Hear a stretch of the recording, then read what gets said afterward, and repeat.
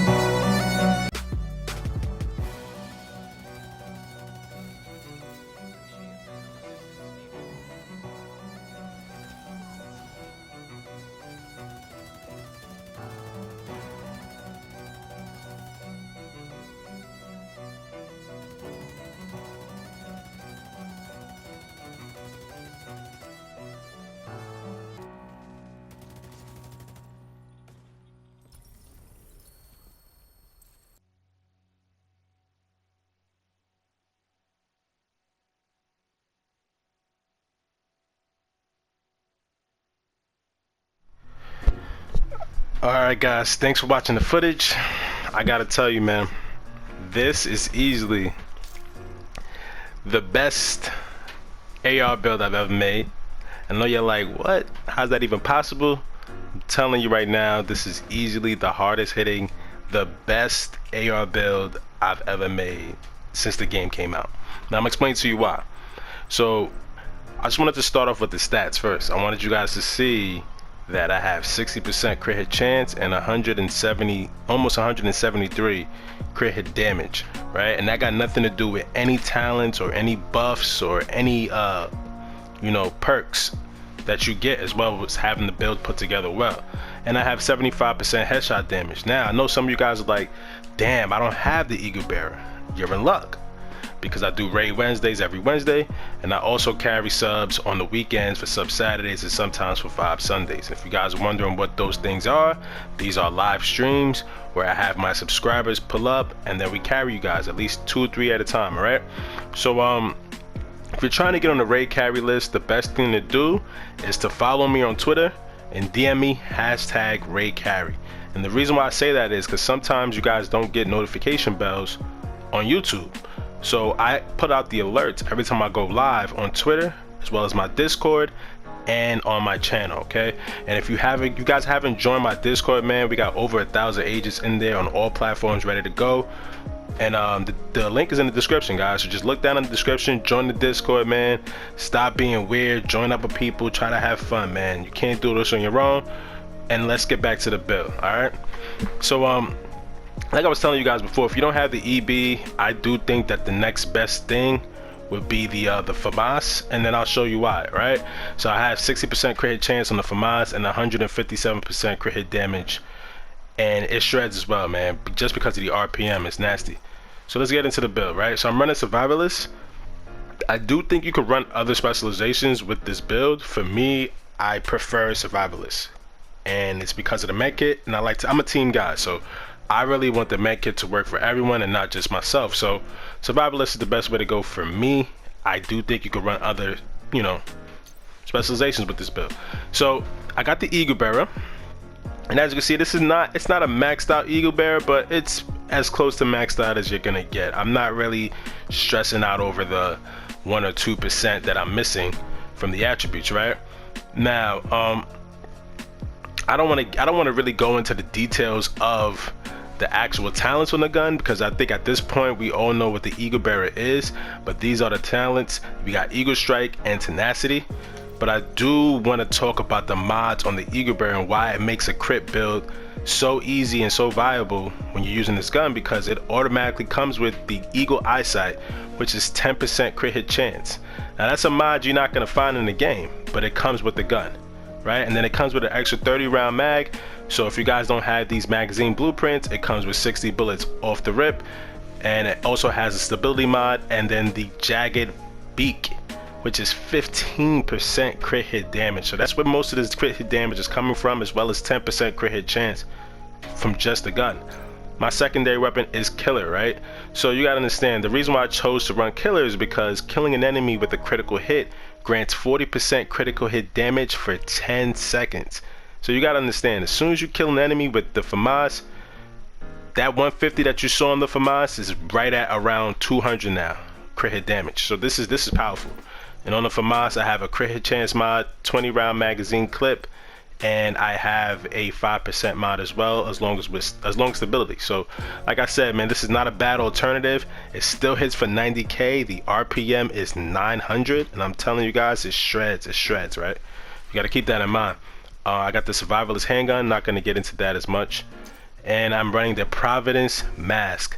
Now a lot of you are like, a lot of people don't think you can make a crit build without the exotic mask. I'm telling you, this is the way to do it if you don't want to use the exotic mask, or maybe you don't have the exotic mask and you're wondering, how do I make a crit build? So I think the best way to do it is to have 3-piece Providence. And as you guys can see, the perks is 10% headshot damage, 10% crit hit chance, and 15% crit hit damage. So realistically, you want to be able to at least get a mask that comes with crit hit chance or crit hit damage. And realistically, I would like to have 15% weapon damage, but this is just how my mask came out. And then you want to roll it for whatever your library has. So this mask came with 5% crit hit chance. So the way you want to build is, if it already has chance and weapon damage, realistically, the only thing you need to roll onto this piece is critical hit damage. And because it's a crit piece, you want to have red mod slot, which is giving me an extra 10.5% crit hit damage. All right, and on the chest, I'm running a Fenris chest with glass cannon, and that's because 1-piece Fenris gives you 10% assault rifle damage, right? And this piece already came with 15% weapon damage, as well as 5.6% crit hit chance. And like I said, again, I rolled it for max crit damage as much as you can. Try to get as much crit damage on this build as possible. And then the mods, I have a 10.9% critical hit damage mod. And as you guys can see, all of my mods aren't max mods. So this build has room for improvement. But as you guys can see, once we get there, it's gonna hit even harder. And glass cannon, for those of you that don't know, all damage you deal is amplified by 25%. All damage you take is amplified by 50%. Now I do think this is better than running perfect glass cannon, only because of the simple fact that you're not a tank, so you don't need to be taking too much damage. But the combination of glass cannon and the talent on my backpack is what's gonna make this build viable, man. And I am running a Grupo holster just for one simple reason, the fact that it gives you critical hit damage 15%. This is critical for the build. This piece came with 4.5% crit hit chance and 10.7% weapon damage, and I roll critical hit damage onto the build. So realistically, I would like to have 15% weapon damage on this piece, but you know, this game is about RNG, so this is how I rolled out, man. And I rolled critical hit damage onto it. So say for example it came with critical hit damage and crit chance, then you want to roll 15% weapon damage onto the holster. That's how you have to keep your mind set when you're making a crit build and when you're making a straight up all red damage build. All right, now the backpack, here's the cream of the crop to me. Like, this backpack, I actually didn't find it until yesterday. Shout out to my cousin Wart718 on dropping this, and he's in my clan as well. And this backpack is everything that I needed. I had a vigilance backpack, but it wasn't as good as this one. This one came with 13.2% weapon damage as well as 5.1% crit hit chance. So all I had to do was roll critical hit damage onto the build, and of course we got the mod slot of 10.4% critical hit damage. And for those that don't know, vigilance increases total weapon damage by 25%. Taking damage disables this buff for 4 seconds. So realistically, I thought about it, and you know, I really did like Unstoppable Force, but the consistency of vigilance, it puts it at a top tier for me. Like, so if you're gonna go with a damage talent on your backpack, I do think for consistency purposes you do need to have vigilance. And luckily for this build, you can have perfect vigilance. So if you could find that or farm that in the dark zone, that's my next quest. That's what I'm looking for next, is to get perfect vigilance so I can really be putting in that work.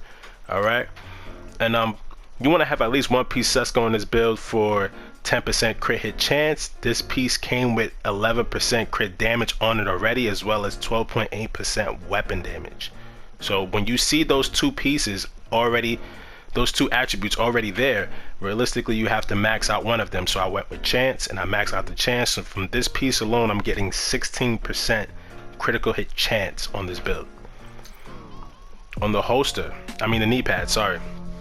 Knee pads came with 5.2% crit hit chance and 15% weapon damage. So this is as nice as the knees you're gonna get. This is pretty much close to God roll. Besides, we're missing at least 0.8% crit chance, but I'm still maxed out, so it didn't matter at this point. And then I rolled critical hit damage onto the build, right? The talents is up for debate depending on your playstyle. For me, I'd like to have the Revive Hive just for security purposes, and I like to use the Blinder Firefly. The Firefly right now is kind of buggy, but I think they're working on it, and there's supposed to be a patch coming out to correct any bugs that's going on with the Firefly.